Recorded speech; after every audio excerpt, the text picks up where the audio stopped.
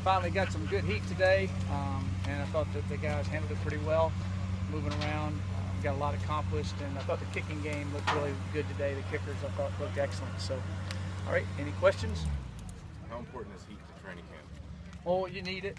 You need it because, you know, September 1st has been hot the last few years, and then we play the next two games at 12 noon, and then we go to UCLA, and last time we went there at the end of September, it was really hot in the Rose Bowl. So the more we can get it, we're in great shape. It's just, to me, it's the mental side of it.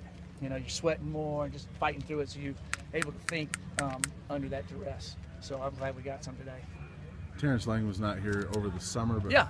How has he looked, and what have you seen from him in the first few weeks of camp? Terrence has done real well. He's really athletic. He's got to gain some weight. He had lost 35 pounds since we signed him, and now he's gaining it back. So physically, he's not ready to play this year, physical-wise. He might be in 6 weeks because he's already gained 5 pounds since he got here. So with our training table and our weight room and all that we do, I think he's going to be an excellent player. He's just not big enough right now to play defensive end in the Pac-12 inside. So, but he's getting better and better. He's going to be really good. So with the veterans, the depth you guys have up there, he's pretty sure ticketed for a redshirt this year? Yeah, unless we have a rash of injuries, and then in the middle of the season, if he's gained about 20 pounds in strength. But he as athletic as we thought he was, he's long, he's everything. He just came back in here weighing. When we came on our official visit, he weighed 282. He walked back in here at 248. So, and he can gain it. I mean, he just naturally can do that. So he'll get it back. Is that almost a good thing, though, that he can gain it in a good way? Yeah, no, it is. You want good weight, muscle weight. So now he'll be solid. But he's very athletic. I'm excited about his future.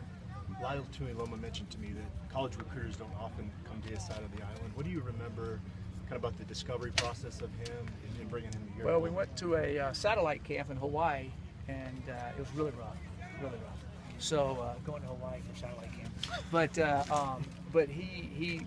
was a 3-day deal. He was out there every day, going as hard as he can. They wore shoulder pads and helmets, and he just had a motor every single day. And we didn't even know about him. And then as we watched him, and a lot of other people did, and I just fell in love with his athleticism, the way he could bend. I knew he was going to be big, and he wasn't quite as big as he is then. So we just really liked everything about him, and he's kind of just soaked his way into being a good player. I'm excited about. He was at a smaller classification there, and so he's really worked hard. So I'm looking forward to seeing him out there on the field this year. All those young guys that you had out of that class, Tons and Umu and Lyle, and you talked about soaking them. Is that what you have to do with a lot of young defensive or a lot of young linemen? Yeah, usually linemen. It's hard to throw them in right off the bat. But all of those guys have kept getting better and better, and you'll see them playing this year for us, which is good.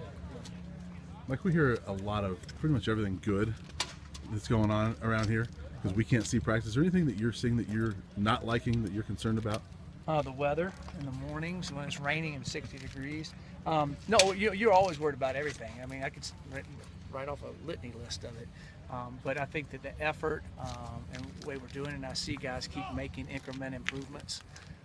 And we'll just, you never know till you get out there and play the first game. I'm concerned that CSU plays OSU before us. I wish I would have known that a long time ago. We would have played a 0-week game because I think that gives them a big advantage, at least at the beginning of the game for sure. So we're going to have to find a way to get the tempo of the game. We'll probably scrimmage a little more than we would have in the past to try to get that there, and hopefully we'll be able to come out of the gates fast, but that gives them a huge advantage to me. So I'm concerned about that. Coach, what's the biggest difference between the Evan White that left over a year ago and Evan Worthington that's here now, other than the last name? Good job there. Yeah, Evan White to Evan Worthington. He was going through a lot in his life. There was a family change in there because you can see by the name there was a lot of different things going on. And I see a kid that left a confused 19-year-old that came back a mature 20-year-old and understood that his chance in life is this opportunity. He's blessed with what he's done. He's doing great in school. He's doing great on the football field. He's doing great off the field.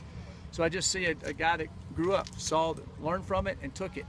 Some people don't do that. Some people just start pouting and blaming everybody else. He didn't. He looked inside, and he's really grown, and that's really exciting for me and for all the players around too. And I'm excited for Evan Worthington.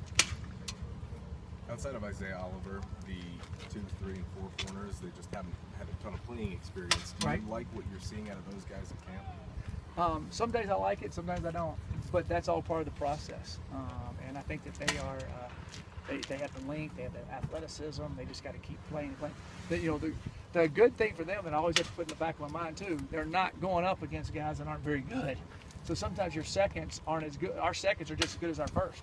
They really are. So they just keep competing. So, and then we rotate them against the first guys too. So I think that the timing and the athletic ability they're going against will pay dividends as our season goes along. And we play a lot of great receivers in the Pac-12, but in the past, we haven't been as deep at every position, and that helps your overall team get better and better. And I think you saw that last year when guys came into play. They weren't like a fish out of water because they've been playing against really good talent in practice, and the competition was good. That elevates you when you get out there. Thanks. Thanks.